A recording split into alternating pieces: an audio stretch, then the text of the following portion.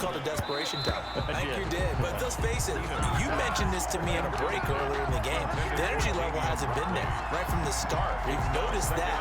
They've got to find a way to get on their toes and start punching instead of retreating, to use a boxing analogy. An incomplete pass leads to 2nd and 10 from the 25.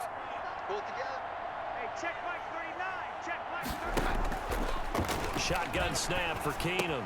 He'll have a first down past the 40. And he's got it across the 50 to the 47-yard line. 28 yards the gain there on the catch and run. Man open, that's Damian Ratley. And he goes down, but not before getting this inside the 25. 2 choke plays in a row. The last one was over 20 yards, and so is this one. 1st and 10 here. You know, if they could just get 3 out of this, there's something about narrowing it to a 2-score game at half that makes it feel like much less of an obstacle.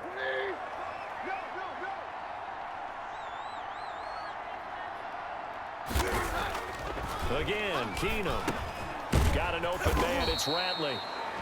Now the Browns signal for the 2nd of their timeouts as they get the stoppage with just under 50 seconds remaining in half number 1.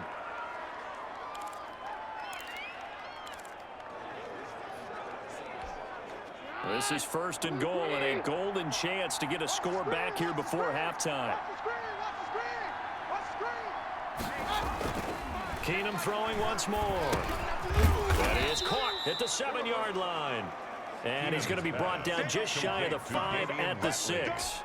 They'll contain him to just 4. 2nd down. And goal at the 6-yard line. Keenum to throw again.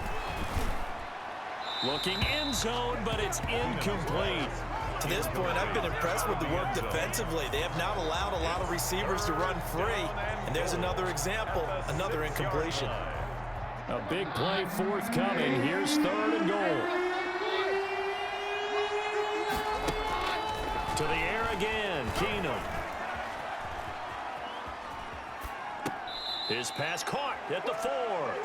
That's going to bring up 4th down, only a gain of 2 there. Partner, I think that completion takes the definition of dink and dunk to a different level, doesn't it? It does, and the defense was right there, kind of played into their hands. Austin Seibert for the Browns field goal. A 21-yard attempt. Seibert's kick is good. And they're on the board at least here. It's now 17-3. Browns 3. So the 3 points here, they're still down, but they put somewhat of a dent into that lead going into the break. Anything helps when you're trying to chip away at a lead, but they do know that they're going to need a little bit better effort in the 2nd half. And out a little across the 25 to the 27. The Bears take over 1st and 10 at their own 27-yard line. The Bears offense ready to go for their next drive. And from this spot in the field with the clock where it's at, you think we're just going to see a knee and that's it? And I think in this situation, that's the proper play.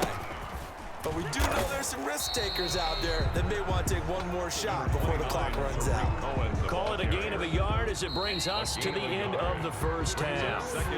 So we have reached halftime in our first preseason matchup of the year as we send you down to Orlando where Jonathan Coachman has our EA Sports halftime report. Coach. Okay, Brandon, thanks very much. Back to you guys in just a minute as we've started the countdown to opening night.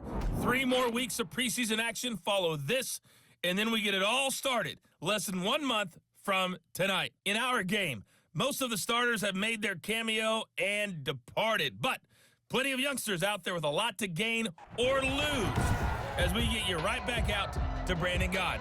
All right, Coach, thank you, and we welcome everyone back for quarter number 3.